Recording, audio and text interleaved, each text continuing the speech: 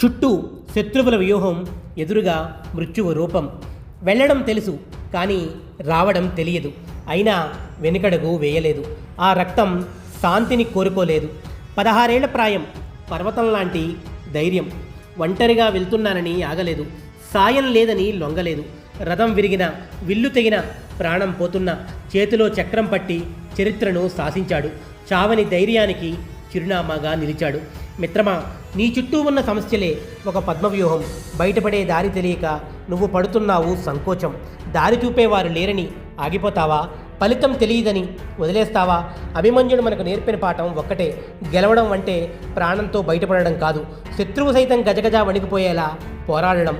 వ్యూహాలు నిన్ను భయపెట్టవచ్చు, అడ్డంకులు నిన్ను ఆపవచ్చు, కానీ నీ పోరాటం చూసి విధి సైతం తన నిర్ణయం మార్చుకోవాలి. నువ్వు ఓడినా నీ ధైర్యం మాత్రం గెలవాలి. పోరాడు, వీరుడిలా పోరాడు.